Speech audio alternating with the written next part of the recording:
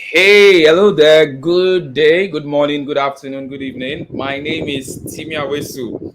I'm your host here on Beauty Men Thoroughly. And see who I have here today. This is Sir Michael Oyagha. I hope I pronounced that well. Anyways, I've been looking at that your name since. Perfect. Wow, Perfect. nice. It's a privilege to have Sir Michael here. Sir Michael, we met at some point, and it's been a beautiful journey. It's someone that's encouraged me on this journey so far. Thank you for all you do. I see your posts from time to time. You've been a blessing to us. Yeah. So, guys, this is your my journey to manhood with Timi Awesu here on Beauty Men Thoroughly. Like the idea, as I said, is to bring men who I respect their journeys, who have come to like, okay, look at them over some time and find out that they are living in such a way that needs to be documented. And we can also learn from their stories. And all of this person that I thought that would be good for us is Sir Michael. So relax, enjoy his story. Make sure you pick principles. Make sure you are able to learn from these stories. There's a lot of uniqueness in each individual story, and the idea is to be able to capture their principles so that we can easily relate, or repeat them in our lives. So sit back, enjoy. Remember to share this video. Remember to subscribe because we're going to be sharing more and more and more and more of this. So let me not waste time. Let's just go straight into today's discussion.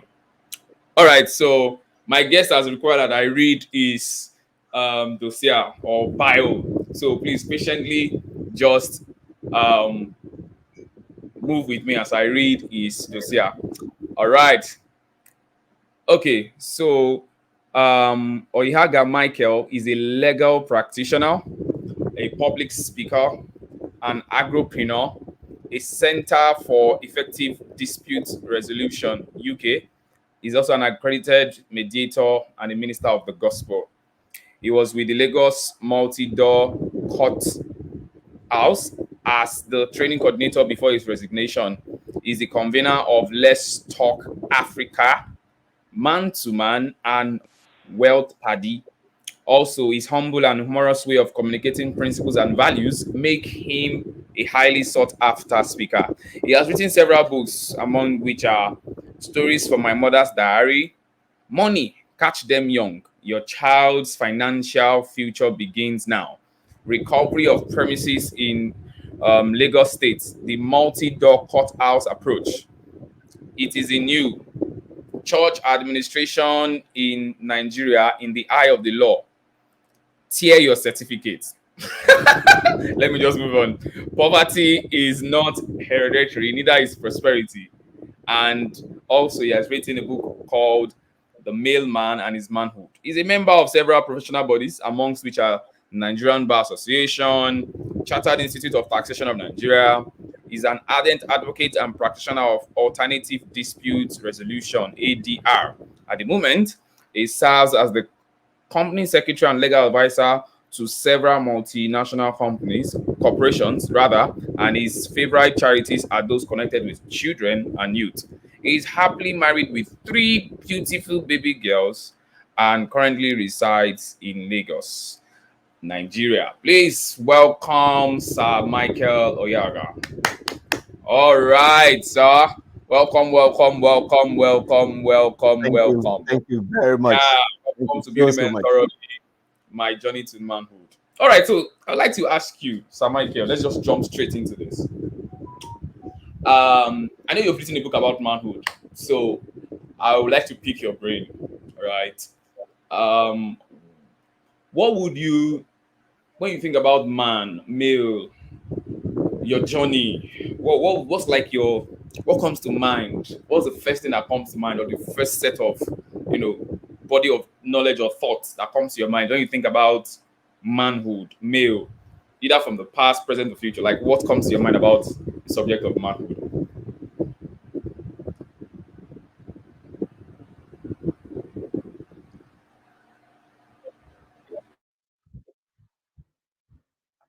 All right. When I think about the man or the male folk, the first thing that comes to my mind is a group of people. Yes, the first thing that comes to my mind is a group of people that the society has a very high expectation of or from, but who are also in need of one thing or the other. All right. The family, the society, the church, and the community has a very high expectation from the man. But at the same time, it is like we all overlook the fact that this man also needs assistance. So we are expecting so much from him, and nobody is thinking or talking about giving something to him, as it were. Okay, so that was one of the things that even drew me to your platform when I saw that it's a platform where men are deliberately builded or being built to become what they should be. And when you build a man, you have not just built an individual. When you build a man, you have succeeded in building a family, you have succeeded in building a community, you have succeeded in building the nation.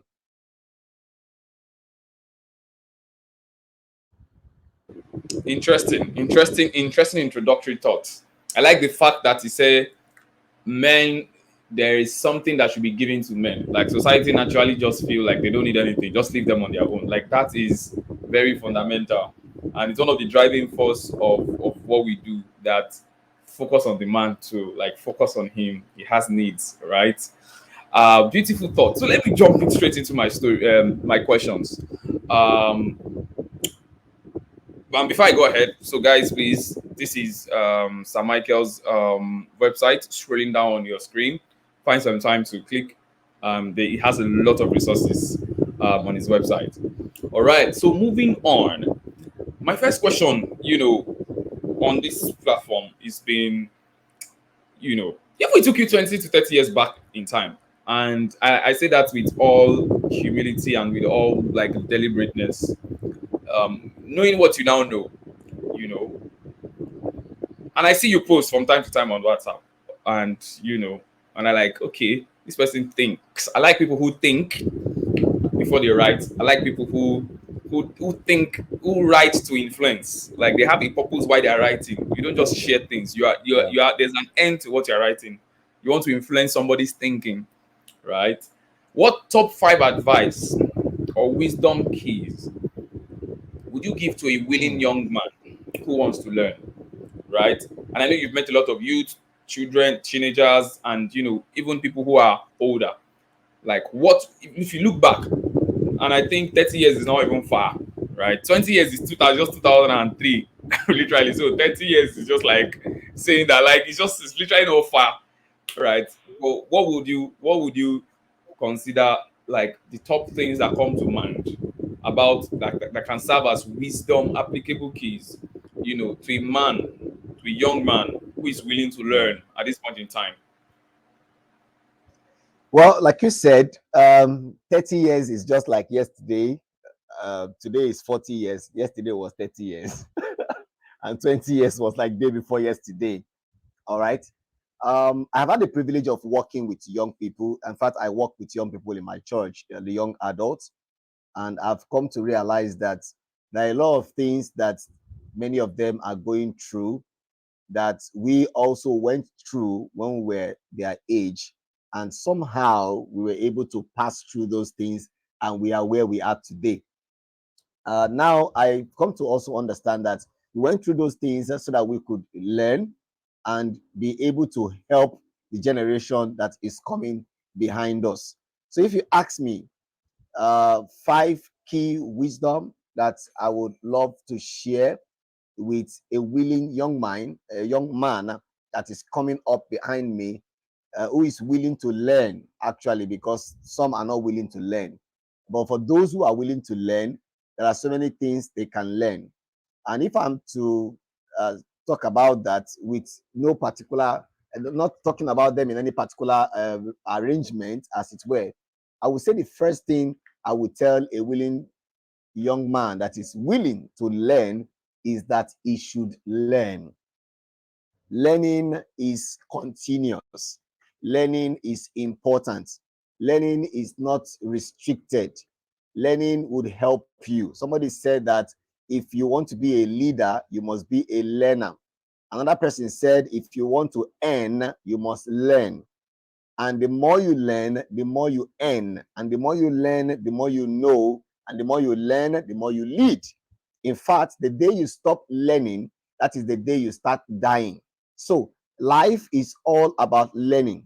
So when I see young men around me, particularly who are not willing to learn or who are not disposed to learning, it pains my heart, because I know that when you open yourself up to learning, a lot of things that you can take in, it will help build your mindset. It will help expand your capacity to take in information and process information. It will place you in a position where you can take advantage of any opportunity that may come up. All right, opportunities are always there, but if you have not learned what will help you when the opportunity comes, of course you'll not even be able to identify the opportunity and then be able to take advantage of it. So the first thing I will say is, be ready to learn. If you are willing to learn, there's a lot that you can have access to. If you are willing to learn, the world, or the world, let me not say the earth, but the world is open for you. If you are willing to learn, you are actually unstoppable, so long as you are willing to learn. It is when you say, oh, I think I've had enough, I'm not ready to take in more, that is when it will stop. But the moment you open up your mind, you are ready to learn from anybody, like the scripture said, that you should go to the ant and learn from the ant. So if the Bible could recommend that you should learn from the ant, that means that everybody and every situation and every circumstance around us has something to teach us. If the ant can teach, if the ant has something to teach us, that means every situation around you has something to teach you. So first thing is, as a young man that is growing up, as a young man that wants to be able to find his footing in life, you must be willing to learn. Don't be biased towards learning. Don't see people who are willing to teach you as if they are trying to dominate you. No, see it as an opportunity for you to be better. Like I said, the more you learn, the more you know. The more you learn, the more you earn. The more you learn, the more you are better positioned to take advantage of opportunities. All right. I will also say, number two, that as a young man that is growing up, it is important for you to draw up a program for your life. It pains me when I see a lot of young men today, 19, Can you say that 20, again? That is 21, very even that that is very. Can you say that again? That first line. Hmm. Hmm. Interesting. that is it the one of drawing up a program for yourself or willing to Yes, learn? exactly, exactly. Like the second point. The second point. The second point.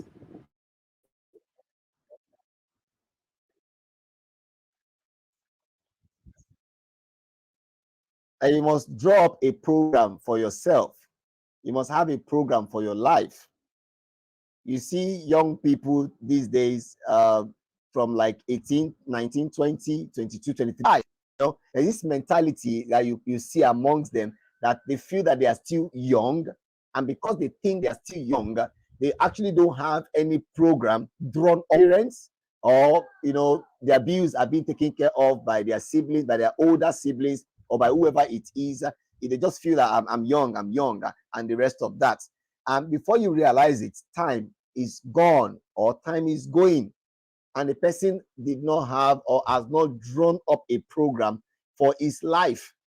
Now, by the time the person is clocking like 35, 40, 45, it just dawns on him that, wow, yesterday was 30 years, day before yesterday was 20 years, and today I am 40 years and I've not done anything. So you see the person trying to race against time.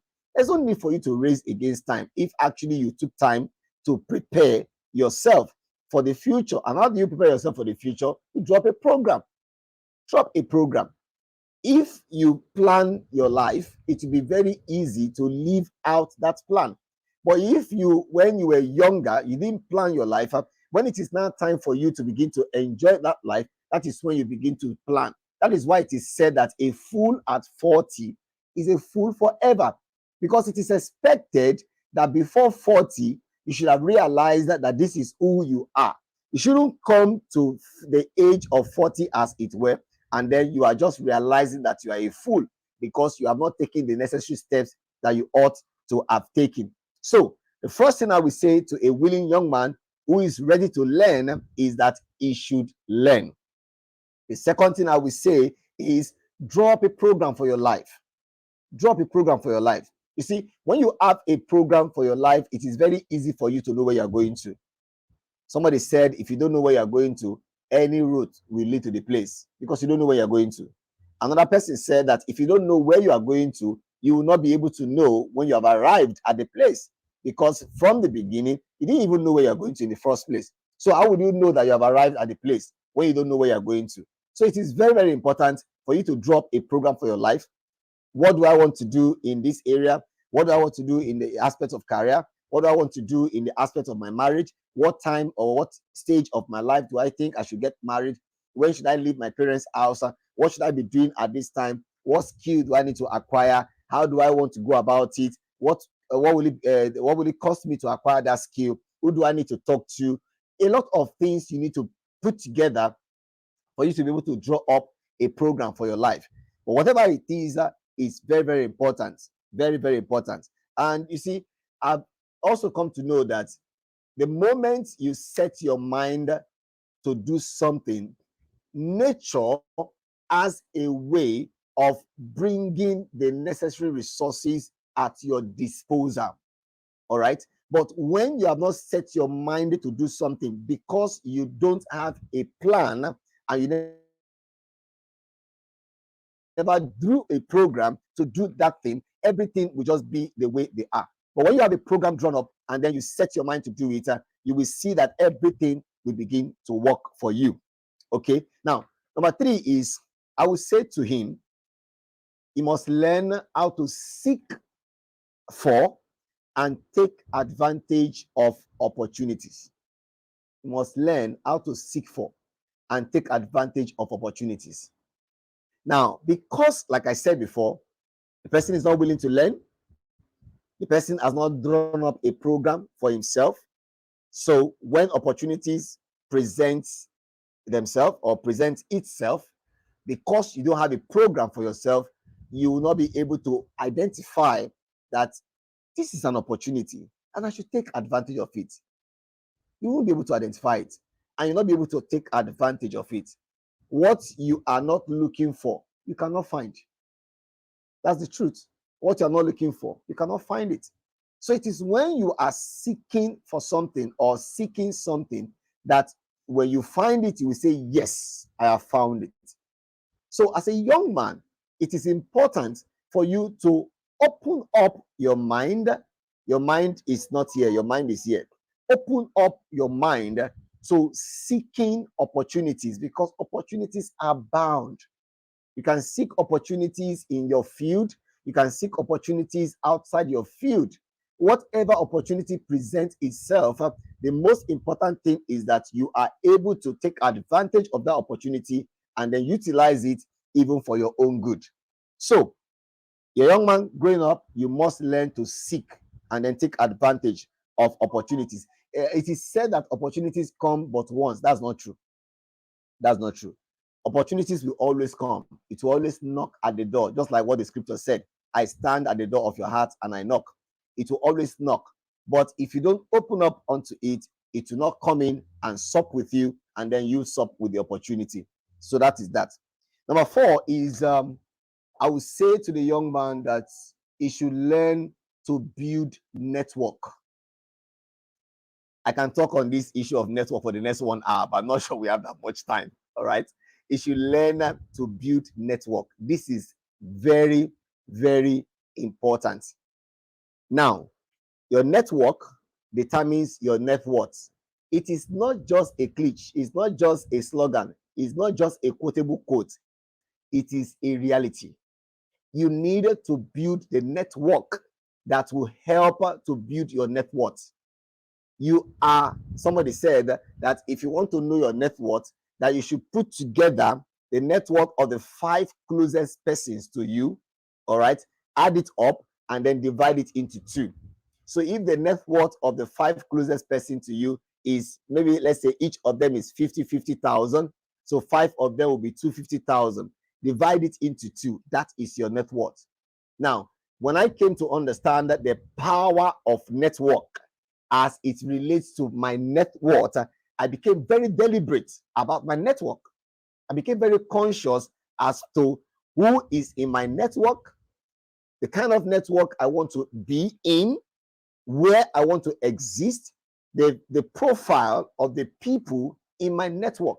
Because I know that with my network, I will be able to influence my net worth. With my network, I'll be able to influence my net worth.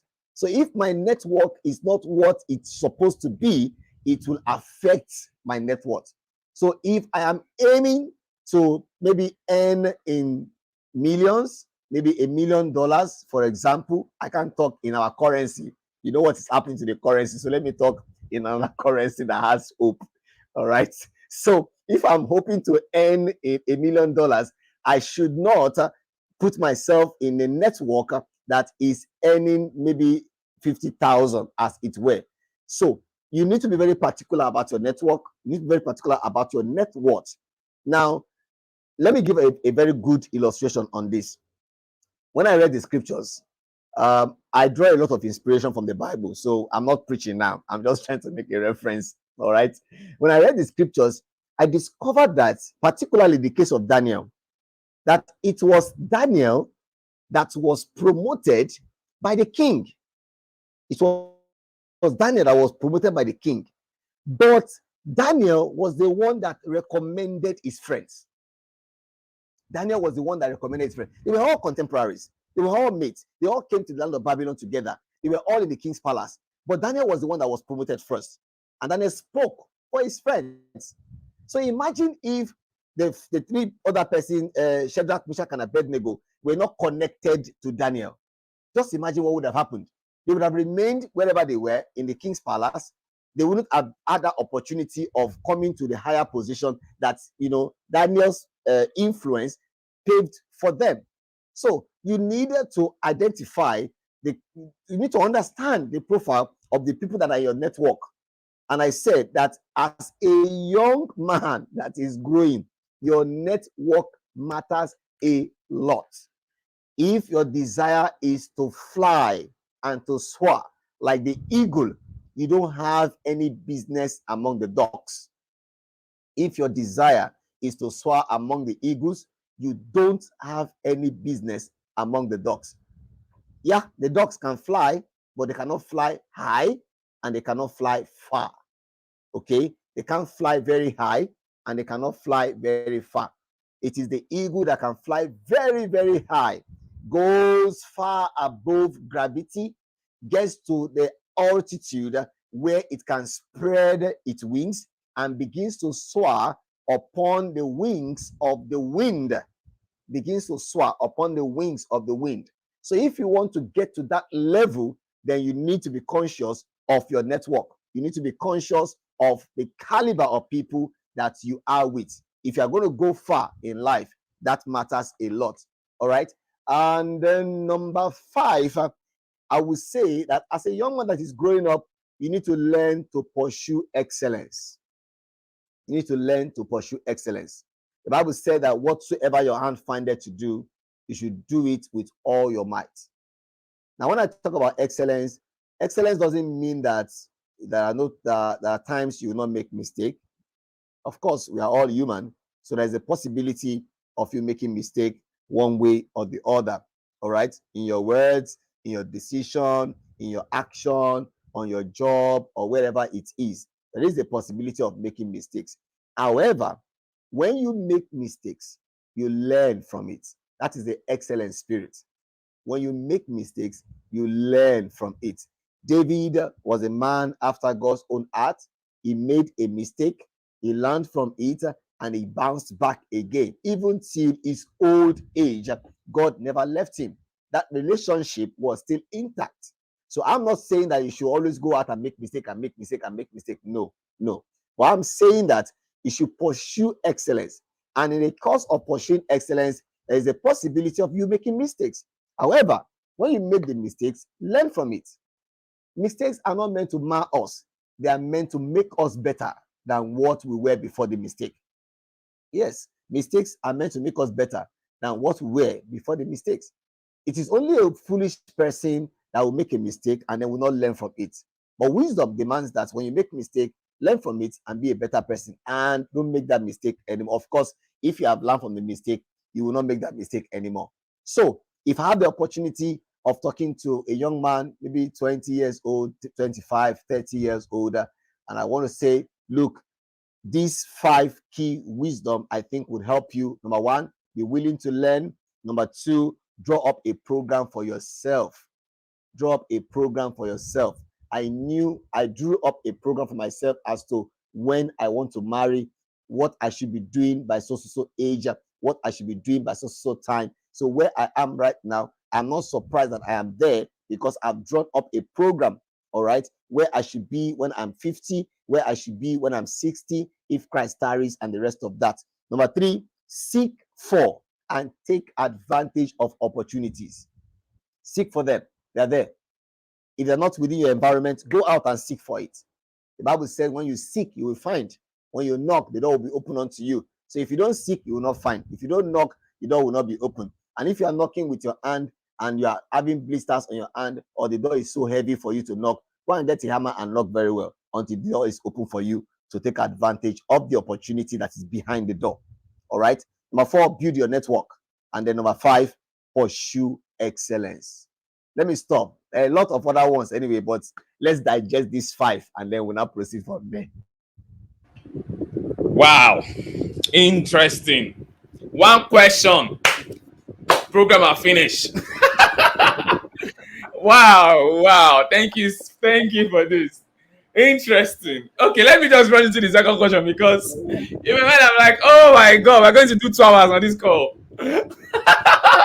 He's so loaded. He's so there's just so much value, in what you are giving for free. Literally, thank you for those valid thoughts.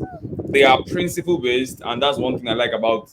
Meaning, if you teach somebody in Philadelphia, or you teach somebody in California, or you teach somebody in Bangladesh, or you teach somebody in the northern side of Iraq, it's going to present the same thing because it's principle. All right, it's principle. Perfect. Perfect. Yeah. Yeah. All right. So let's quickly jump into question two.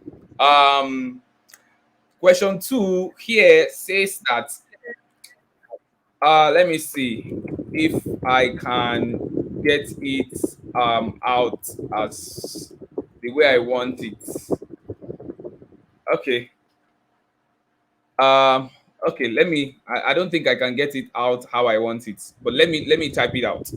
Okay, so question two says if you were to write a letter to your first son today, what top 2 stories or lessons from them would you like to share with him that have shaped your perspective, conviction, and paradigm about life?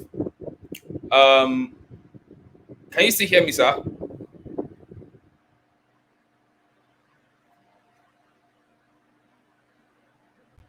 Yes. All right. So, if Of I course, was I know you have. I think you have daughters, so you might want to put it as daughters now. So because we read your bio, you said you have 3 beautiful girls, and I think there's a lot to learn from me. I even like the fact that I brought you. You are the first person I'm bringing that has 3 straight daughters. So let me see what you have. all right. So, if I'm to write a letter to my share a story with my daughter, my first daughter, I would share these 2 very short stories with her. My growing up experience, number one, and then there was an experience I had when I was in school, the higher institution particularly. For growing up was not very easy for me because of my background, you know. If you have read my books, some of my books, and then hear me talk, you will know that this story is a usual story, is a regular story. You know, I was born in an environment that you can say was a slum, where everybody were just the same, no water, no food, no light, everything was very bad. Going to school was difficult, uh, very, very challenging for my parents to, sustain us when it comes to feeding. We did everything that we could do to survive, okay? Hawking, putting things on your head, walking in the traffic, trying to make ends meet, and the rest of that. But then, in the midst of all of that, I always told myself that this is not my end. This is just my beginning. Okay. And like the Bible said, that though your beginning may be small, but that your later end shall greatly increase. So, even though as at that time I didn't know too much of the scriptures, but I just had this consciousness within me that my background should not keep my back on the ground. Whatever was happening around me, I tried as much as possible not to allow it to influence me or not to allow it to come into my mind. Because I had a lot of other young boys who grew up together with me who ended up being wayward, some going into smoking, taking drugs, and the rest of that. But it was in that same community that I grew up. In that same community, I had my education from government schools, and then from there went to the higher institution to study law, and today I'm a lawyer. So I look back and I tell myself, it was not as if there was anything so special about me that kept me. It was just the fact that I was determined, and at the same time, I did not allow consciously. I didn't allow my environment and the negative vices in my environment to influence me negatively and to distract me and to set me off the path that I was supposed to take in life. Okay, so I would just say to my daughter now, not my son, if I'm writing a letter to my daughter, that whatever it is that life throws at you is not the problem. The problem is what you do with what life throws at you. Whatever it is that life throws at you is not the problem. The problem or the issue is what you do with what life throws at you. You meet a lot of people and they will tell you, there's nobody to train me. I was not born with silver spoon. Excuse me, it is not everybody that you see out there who is doing well today that was born with a silver spoon yesterday. Not everybody. I know somewhere, yes, not everybody. And there is no point me going about comparing myself with those who were born with silver spoon because I didn't have the privilege of being born with a silver spoon. There's no point going that route. Instead of me going that route and not coming out of it, why not just tell yourself, look, in as much as I was not born with a silver spoon, but I'm going to get a silver spoon. I can buy a silver spoon. All right. I can fabricate a silver spoon. And if I cannot buy and I cannot fabricate, I can work for somebody who will now give me a silver spoon. So the options are there for you. It's not as if the only option you have is the option of being born with a silver spoon. If you're not born with it, go look for it. You can look for it. You can work for it. You can buy it. You can order it on Jumia. You can order it on Jumia. That's a new perspective. Oh. Don't just be waiting to be born with a silver spoon. You can make it, you can buy it, you can create it, you can employ somebody that will make it for you. Just anyhow you want to get it, just get it. All right, just get it and stop crying and stop wailing. I was not born with a silver spoon. Life is moving on. Things are happening. What the world is moving on. So if you remain where you are, everything about you will wait for you. But the moment you say no, this is not what it should be. I'm moving on. We really don't have so much time now to talk about my background. If I go into details, honestly, for the next 4 hours, we'll be talking about it. But the point is, I never, ever, until now, I never allowed my background to hold me back. In fact, instead of my background holding me back, it was like a propeller for me. It was giving me reasons why I should be better than what I saw in my background. All right. Now, two stories. That's one. Second story is the lesson in second. Let me give you the lesson first before I tell you the story. The lesson in the second story is don't despise anybody. You never can tell the person that would be the helping hand that you need to move from here to there. You never can tell. Now, I gained admission into that institution to study economics. I've always loved money, or like money, not love, like money, so I wanted to be a banker. So I was given to accountancy, but at the end of the day, I didn't get that. So I wrote jam and put in economics. And I was given admission actually for economics, but there was an issue. What was the issue? I didn't have a credit in my mathematics. All right. So the school gave me an option. Now we've given you admission already, so we can't send you back. So what you will do is to change your course. Assuming we've not given you admission, would have just sent you back. But you have come in through the second list, merit list, so you can't go back. What do you do? So I have to look around, look into the system. Okay, which other course do they have that doesn't require mathematics? So public admin came up to my mind. So I went into public admin, but I have an elder sister who is also a lawyer. While I was in public admin under level first semester, she came to me and said, no, you can't study public admin. It's a course for women and you are a man. So you need to change. So I asked her, change to what? She said, come to law. I'm in law, so you come to law. And that was it. So I began to process to transfer to the faculty of law. But something very, very, very disturbing happened in the course of my trying to transfer from public admin, which was in social science, to the faculty of law. The school management came up and said for that year there was not going to be inter-faculty transfer. Wow.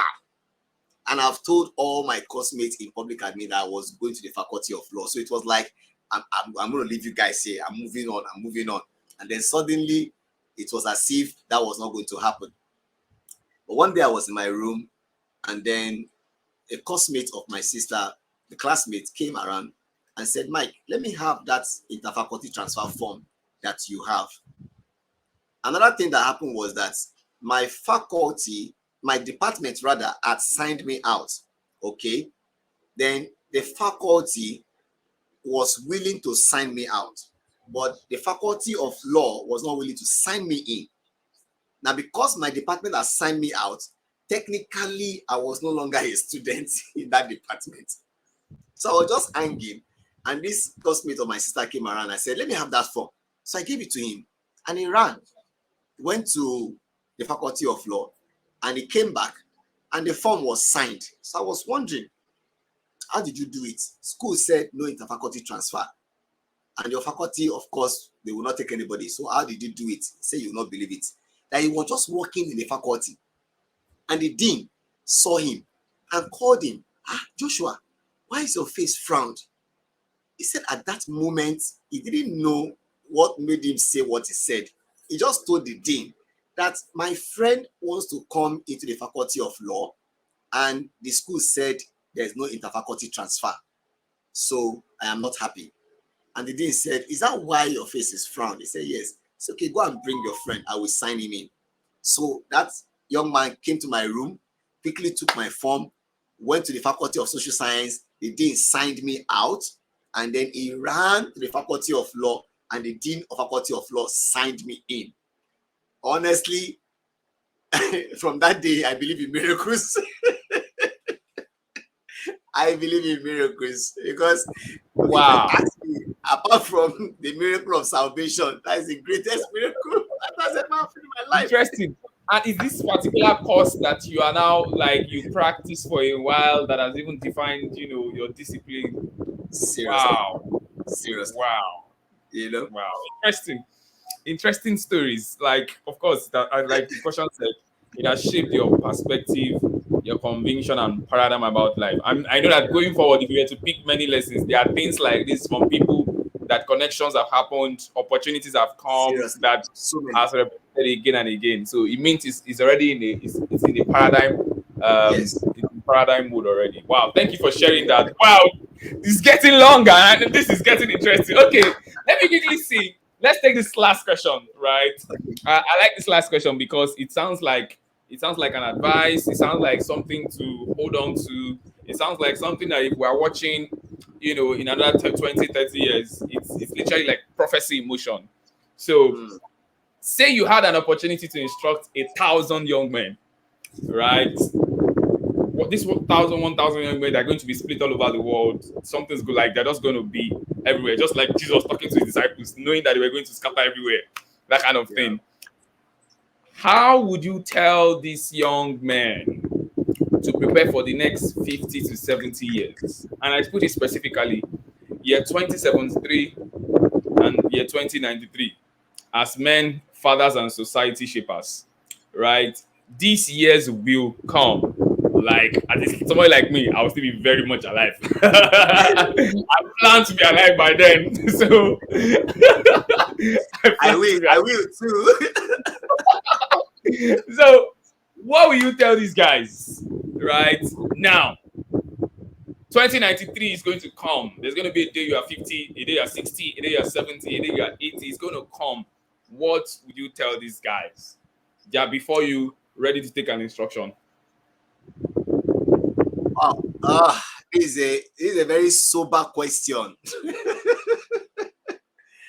Um, Two things I will say to them. The first thing is they should understand that today matters. Today matters a lot. All right. And number two, I will say to them, don't burn the bridge of yesterday. You see, it's more like I'm speaking in parables now, but let me explain. Today matters a lot. You see, we make the mistake of always planning for tomorrow, always planning for the future, always planning for 5 years to come, 10 years to come. But we usually lose sight of the fact that if there is no today, there won't be a tomorrow. If there is no today, there won't be a tomorrow. What you do today will determine what tomorrow will be like. So, in as much as we are talking about 30 years from now, 50 years from now, 70 years from now, that 70 years begins with a day, and that is today. So, the way you live your life today as a young man matters a lot. What you do today matters a lot. The decisions you make today matters a lot. The career path you choose today will determine if by the time you are going to be retiring, you have something to fall back on. Or I've seen old people. I'm not deriding anybody right now, but I've seen old people, very old people, 65, 70 years, 75 years, and they are still working as gatesmen. And I'm asking myself, where was this person when he was 30 years? Where was he when he was 40 years old? Where was he when he was 45 years old? Why is it that at the age of 80, you are still opening and closing gates for somebody who is much younger? I ask myself, where are the children of this person? So it is important for us not to lose sight of the fact that today matters a lot when you are planning for tomorrow. Your decision today will determine what you are going to be tomorrow. The friends you work with today, the plans you put in place today for yourself, for your wife, for your children, for your future, everything about tomorrow begins from today. Now, I was reading the Bible before I left my office today, and I just came across that. It just occurred to me, because that was not where I was reading, but it just occurred to me, this parable that Jesus Christ told, this illustration I gave. He said to the people, don't say that the harvest is still 4 months from now. Don't say that. That lift up your heads. You will see that the harvest is already ripe. So you are thinking, oh, don't worry, let's relax. Harvest is 4 months from now. But he's saying, no, open your eyes. Harvest is here with you already, not 4 months. So you are saying 50 years, you are saying 70 years, you are talking about tomorrow. But that tomorrow is here with you today. I mean, I'm almost 50 myself, and I look back today and I'm asking myself, yesterday I was just 15 years old. And I could remember when I was 15, when I was 14, when I was 10 in a secondary school. I could remember all of those times. But today I'm almost 50 years old. And that is the same way you will close your eyes to today and open it tomorrow and you're 100 years. So what matters is what you do today. If you miss it today, tomorrow is gone. But if you get it right today, then tomorrow is secured. That's number one. Number two is don't burn the bridge of yesterday. Some people will tell you yesterday is gone, forget about it. Tomorrow, let's focus. No, don't burn the bridge of yesterday, because the bridge you crossed yesterday, you will need that bridge again tomorrow. The bridge you crossed yesterday, you will need it again tomorrow. For example, maybe you met somebody yesterday, the person helped you, and then you didn't show appreciation. You should know that what goes around comes around. You may think that, oh, that was yesterday, he helped me yesterday, and so what, we are past, forget about it. No, something somewhere, somehow, may still bring the two of you together. And the person will remember that, oh, I helped him some time ago, and there was no appreciation. He didn't show any form of appreciation. And that will just spoil what you will get for tomorrow. So if you are particular about tomorrow, if you are thinking about tomorrow, 50 years, 30 years, 40 years from now, I would say take care of today. All right? Preserve yesterday. Take care of today. Preserve yesterday. If you do these two things, we will see ourselves 100 years from now. Thank you. Wow. Oh my God. Why do I feel like this is, you put so much life into this, right? And I felt it. I felt it. Like, I learned afresh. These are principles that are like, sometimes you read some things, you know some things, but when you hear somebody saying it again to you, that guy, now this same thing, there's just that thing it does to you, right? Like, okay, yes, you're on the right path. Keep doing what you are doing. I want to thank you so much, Sir Michael Oyagha, for coming, for spending almost 50 minutes, 1 hour of your life. You literally just sold that I one want to I hour. want to break I want to lay a record and break a record. You literally sold your life into this, and it's a seed, and I know it's going to harvest. Guys, please share this video. Some of the things that's going to be on YouTube, I'm going to share it on Instagram. Sir Michael will also share with his community. Please listen. Make sure you visit Sir Michael's website, and also you can also visit my website, www.timiawesu.com. And also, we keep doing this, we keep pushing forth. Make sure you like us on Instagram. We keep releasing content that help grow you. We believe that once one man gets it right, it's easier for other people to get it right. It's an age where we want more men to talk. We want people to converse. We want people to talk about what is their weakness, so that we can collaborate. We can people, men naturally don't like to come. It's only when it's talking about business, and when we talk about Yeah. business, only the people that are the, like, maybe at top 1%. If you're not in the 1%, nobody wants to hear what you are saying. Nobody, and I feel like all these things are like, we don't need all of that. Like, we need to help ourselves. If we One thing I like about women, especially women who have renewed mindset, is they know how to talk and help themselves. Like, Yeah. they know how to, it's from the concept of Esusu to the concept of community market, like right down from in our culture, women have a way of Yeah. helping out themselves, but men are kind of dispersed. I don't know, maybe shoulder to shoulder, I don't know, but there's something in our culture that has shown that men still, there's still a lot of work to be done on men, and we don't just want fickles or sparks of men here and there. We want it to become a mindset. We want our sons, the husbands of our daughters, to begin to think in a certain way. For example, I'm sure that Sir Michael will not give his daughters to one year boy. There must be No. people who can, validate this kind of thoughts. They are going to qualify for plenty things. I can imagine. I can imagine. I can imagine. The husband of your first, or when he comes to come and see my dad, like, hey, this man, like, does he have something in his head? So of course your daughter has been well trained too, so she also knows what to look for. I don't care if it's a boy, if it's a girl. Like principle is principle. Like I like women. I like women who pastor men, who train men. Like I don't care where the wisdom or knowledge is coming from. Once Sure. whoever's faith tries to be able to, gain wisdom, we should learn from them. Right. Thank you for training those girls. Thank you for your time. Thank you for Thank you so coming to Building Men Thoroughly.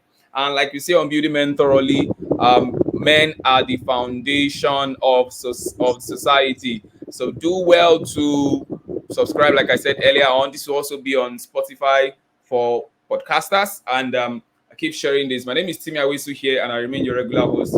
Feel free to give us feedback and connect again online. See you guys soon and cheers. Bye everyone. Bye Sir Michael. Thank you Thank you again very much. for coming. All right, I everyone. Talk to you later.